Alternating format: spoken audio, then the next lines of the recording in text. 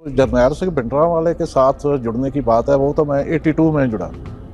हथियार यही थे ज़्यादा, मेन 303, 315 बोर और कहीं कहीं एलएम।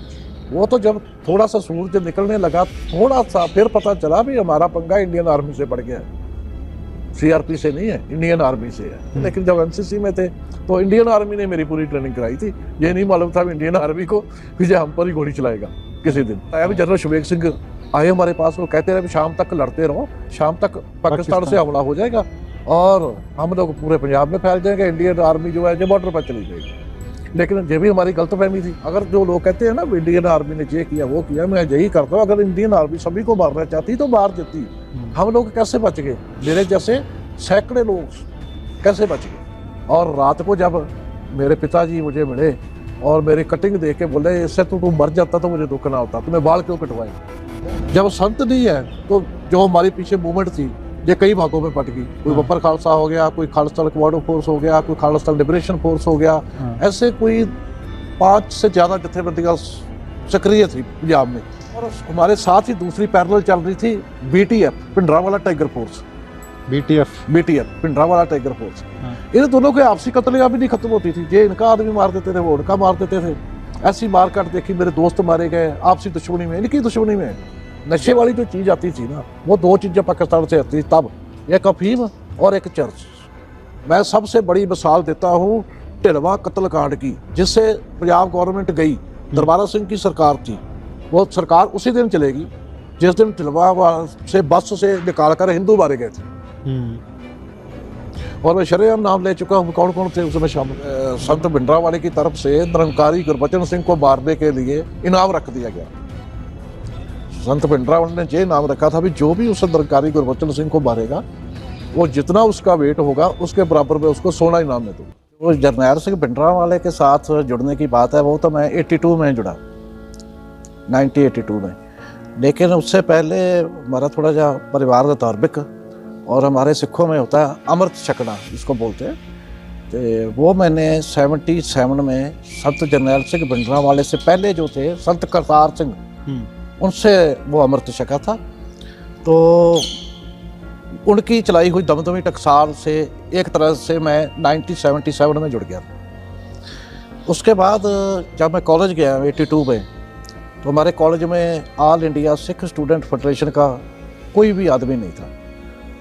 उसको स्थापित करने में मैं और मेरे कुछ जो मेरे क्लास फेलो थे सिख नौजवान, ये सभी all India Sikh student federation की जो इकाई बोलते हैं, इकाई स्थापित हमने की थी।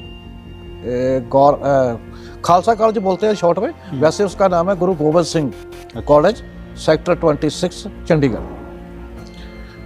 तो वहाँ से जो all India Sikh student federation थी, जो सारी की सारी भिंडरांवाले के प्रति समर्पित थी, उनको अपना लीडर मानती थी। तब से मेरा गांव जो है वो अब तो तरनतारन डिस्ट्रिक्ट में पड़ता है, लेकिन पहले वो अमृतसर डिस्ट्रिक्ट में था। वो चंडीगढ़ में पड़ता था। चंडीगढ़ से जब गांव आता था तो कोशिश होती थी उसी दिन नहीं तो 1-2 दिन बाद दरबार साहब जाना होता था। वहाँ पर जाकर हमारे जो फेडरेशन के प्रधान थे भाई अमरीक सिंह बोलते हैं, वो एक तरह के संत जरनैल सिंह भिंडरांवाले की दाई बाजू थे, बहुत ही करीब थे। हमारे वो प्रेसिडेंट थे, ज़्यादा उनसे ही मिलना होता था। और बाद में सिर्फ नमस्कार करने संत भिंडरांवाले के पास भी चले जाते थे। बस जुड़ने का तो ये इतना ही है। इस तरीके से मैं संत जरनैल सिंह के थोड़ा करीब पहुंच पाया। उनका भी जो उनसे मेरे से सीनियर थे, जैसे हमारे भाई अमरीक सिंह का नाम लिया मैं, जनरल सेक्रेटरी थे हमारे हरमिंदर सिंह संधू, प्रेस सेक्रेटरी थे विरसा सिंह बल्टोआ, और शायद अमरजीत सिंह चावला और राजेंद्र सिंह मेहता, इनके पास भी कोई अहम अहदे थे जो मुझे अब याद नहीं इनके पास किसके पास कौन सा अहदा था। पीछे क्या मैं बताऊं, ये जो हमारी माझा बेल्ट बोलते हैं इसको, पंजाब 3 हिस्सों में बटा है, माझा, बाड़वा, दुआबा और गुरदासपुर। थोड़ा हिस्सा आ गया फिरोजपुर डिस्ट्रिक्ट का भी, थोड़ा सा हिस्सा फिरोजपुर डिस्ट्रिक्ट का भी। ये एक तो है बॉर्डर पर। दूसरा, प्राचीन इतिहास आप देख लें तो सभी जितने भी हिंदुस्तान पर हमला करने वाले आए हैं वो इसी रास्ते से आए हैं हिंदुस्तान में। तो हमारे जैसे खून में ही ये बात है कि कोई भी हुकूमत हो, कोई भी उसके खिलाफ लड़ना, फट हम लोग उतावले हो जाते हैं, भी कोई भी अगर एंटी गवर्नमेंट आए तो हम, ये खून में ही है मेरे तो ख्याल कुछ ऐसा ही बने। संत जरनैल सिंह भिंडरा वाले या और भी सिख यही सोचते थे कि जो निरंकारी है ना, जो सिखों को बरगला के या अपनी चिकनी चुपड़ी बातों से कह लो, कुछ कह लो, अपने और आकर्षित कर रहे हैं, और सिख धर्म को इनसे खतरा है। निरंकारी जो थे उन्होंने समागम रखा शुरू कर हाँ, निरंकारियों ने 1978 में अमृतसर में शहर में एक समागम रखा, और इन्होंने संत भिंडरा वाले ने बोला था भी हम समागम नहीं होने देंगे। ये अपने कुछ साथियों के साथ भिंडरा वाले समागम बंद करवाने गए, और उनको लगा भी हमारे पर हमला करने आए हैं, और उन्होंने गोली चला दी। निरंकारियों ने गोली चला दी, जिससे मेरे ख्याल 6 या 7 आदमी तो उसी दिन मारे गए, कुछ फट्टड़ हो गए, और भिंडरा वाले दोबारा वापस आ गए। अगर भिंडरा वाले वहाँ पर चले जाते तो बहुत ज़्यादा नुकसान होना था, दोनों तरफ का ही होता। जो जथेदार होता था काल तख्त का, उसकी पूरी वैल्यू होती थी, और सारी सिख कौम उसका हुक्म मानती थी, और वो जो प्रेस नोट या सिख कौम के नाम संदेश जारी करता था उसको हुक्मनामा बोलते हैं। उन्होंने अकाल तख्त से हुक्मनामा दे दिया कि कोई भी सिख निरंकारियों के साथ कोई भी रिश्ता नहीं रखेगा। आप बोलते हैं हमारे इधर रोटी और बेटी की सांझ, आपके उधर क्या बोलते हैं उसका है, वही बोलते हैं रोटी और बेटी की सांझ, उनसे कोई नहीं रखेगा। तो वो एक तरह का फिर ऐलान ही हो गया, अकाल तख्त की तरफ से हो गया कि ये हमारे दुश्मन हैं। जहाँ से मिलिटेंसी स्टार्ट होती है, उनके पर संत भिंडरा वाले की तरफ से निरंकारी गुरबचन सिंह को मारने के लिए इनाम रख दिया गया। संत भिंडरा वाले ने ये इनाम रखा था भी जो भी उस निरंकारी गुरबचन सिंह को मारेगा, वो जितना उसका वेट होगा उसके बराबर में उसको सोना इनाम में दूंगा। ये बात सच है, ये ऐलान हुआ था। और बाद में निरंकारी का जो प्रमुख थे गुरबचन सिंह, उनको कत्ल भी किया गया दिल्ली में।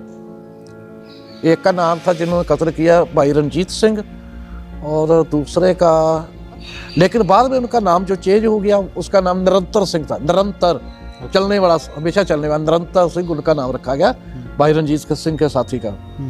तो मिलिटेंसी तो 78 से शुरू होगी, लेकिन उस टाइम टारगेट सिर्फ निरंकारी थे, और कोई नहीं था। ना हिंदू थे, ना उसमें पुलिस वाले थे, ना कोई आर्मी वाले थे, कुछ नहीं थे, सिर्फ निरंकारी थे पहले निशाने पर। मिलिटेंसी वहां से शुरू हुई। वो मांगे भी जो ज्यादा उछाली गई ना, वो जेन्युइन थी, उसमें कोई ऐसे नहीं, उसमें ना तो किसी हिंदू को खतरा था, ना गवर्नमेंट को खतरा था। जैसे चंडीगढ़ को पंजाब में शामिल करने का, राजधानी तो वो पंजाब के लिए बनाई गई थी ना।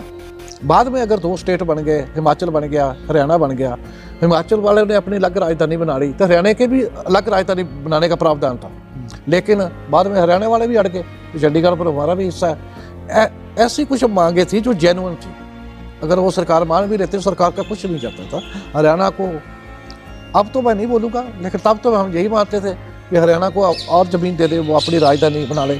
अब मैं ये नहीं कहूँगा कि चंडीगढ़ हमारे पंजाब को दे दे। अब मेरा नज़रिया बदल गया। अब मैं यही बोलूँगा कि चंडीगढ़ वालों से पूछ ले वो क्या चाहते हैं। जैसे all India Sikh student federation है, उसकी हर एक जगह, हर एक डिस्ट्रिक्ट में, हर एक कॉलेज में अपनी इकाई थी। ठीक है, ये कोई 10, 20, 50 आदमी की गिनती थोड़ा सी, बहुत हजारों में थे। अच्छा, ये अलग बात है, कोई पहुंच पाया वहां तक, संतों की नज़दीक कोई नहीं पहुंच पाया, लेकिन फिर भी 100 से 150 तो सक्रिय थे। 100 से 150। मेरा तो अब तक यही मानना रहा है कि 1 जून को जो गोली चली है ना, उसी से दरबार साहब अटैक का प्लान बना होगा, ये मेरा मानना है। जो इसमें अंदर के लोग, कोई 8 से 10 लोग दरबार साहब कॉम्प्लेक्स के अंदर गोली का शिकार बने, और हमें बताया गया कि हमने उनका 10 गुना ज़्यादा नुकसान किया है। अच्छा, CRP का कोई 80 बोलता है, कोई 90 बोलता है, कोई 100 की गिनती बताता है। 100 आदमी के करीब CRP का हमने मार दिया, लेकिन दुरुस्त गिनती कितनी है वो मुझे नहीं मालूम। वो किसी को भी नहीं मालूम। तो न कोई अपने आप को कम नहीं आंकता, बढ़ा चढ़ा कर बातें करते हैं, हम भी करते थे तब, थोड़ी थोड़ी बात को यकीन कर लेते थे, लेकिन अब मानने में नहीं आता भी इतने, एक फोर्स है जिसकी ट्रेनिंग है, सारा कुछ है, वो इतनी तादाद में कैसे मारी जा सकती है। हमारे पास तो इतनी ट्रेनिंग ही नहीं थी। हमारे तो बात तो ज़्यादा से ज़्यादा निशाना लगाने की ट्रेनिंग थी, वो भी खाली बंदूकों पर पहले दी गई। सभी को पता चल गया था भी कुछ बड़ा होने वाला है। ठीक। ये किसी को मालूम नहीं था भी फौज भी अंदर आ सकती है, ऐसा तो सोचा तक नहीं था। कि हमारा जो ऑल इंडिया सिख फेडरेशन का प्रेसिडेंट था भाई अमरीक सिंह, वो 24 घंटे अंदर रहते थे। तो आप उनसे मिलने गए उनके थे? मिलने भी आते थे। उस समय वैसे भी गुरु अर्जन देव जी का शहीदी गुरुपुरब था। अच्छा। हमारे 5वें गुरु साहब है गुरु अर्जन देव, उनका शहीदी गुरुपुरब था। तो ऐसा कोई भी मौका आता था तो हम स्पेशल भी चंडीगढ़ से आ जाते थे, स्पेशल लड़ने के लिए नहीं। मैं वहां गया। अच्छा, वहां पे वैसे ही इकट्ठे नहीं हुए वैसे थे? ही है, हम वैसे ही थे, वो रह रहे थे 10-10 दिन 15-15 दिन वहां रहकर आ जाते थे वापस चंडीगढ़। अच्छा। अपने कॉलेज में पढ़ाई के। 1 तारीख को कोई भी इकट्ठा नहीं हुआ। गोलियां ना, चली ना, थी 1 इसीलिए? तारीख को वही सीआरपी वाले थे जो उससे पहले 1 दिन थे। अच्छा। कोई ज्यादा नफरी नहीं उन्होंने तैनात की। वही सीआरपी वाले जो 30 और 31 मई को होंगे, वही 1 जून को थे। 2 जून को जैसे और दिन होते वैसे ही नॉर्मल दिन था। 2 जून को ये जरूर हुआ कि जो अंदर रहना चाहते हैं या किसी भी एक्शन का टाकरा करने के लिए तैयार है, उनको हथियार बांटे गए। अच्छा। हथियार पहले से मौजूद थे, लेकिन हर एक आदमी के पास हथियार नहीं था। ये 2 जून को और 3 जून को यही काम हुआ। 3 जून को भी यही हुआ। अच्छा। हथियारों की थोड़ी बहुत ट्रेनिंग भी दी गई कि कैसे इसमें बुलेट भरनी है, कैसे मैगजीन भरना है। हथियार 303। अच्छा। 315 बोर। AK-47 भी था? नहीं, AK-47 बिल्कुल नहीं था। ये भी बहुत लोग किसी के पास नहीं था? किसी के पास AK-47 नहीं था। 84 में नहीं था। अच्छा। AK-47 अगर पंजाब में आई है, इंडिया में, पंजाब में क्या इंडिया में अगर आई है, स्मगलिंग के रास्ते आई या कैसे भी आई, वो 87 से बाद में आई। अच्छा। 88 शुरू में आई होगी या 87 लास्ट में आई होगी। जब आई है, ये पहले नहीं थी AK-47। ठीक। तो कई बड़ा चढ़ाकर बात करने की जिनको आदत होती है वो तो LMG हर एक मोर्चे में ला देंगे। हर एक मोर्चे में 1-1 2-2 LMG फिट कर दे देंगे। ऐसा नहीं था।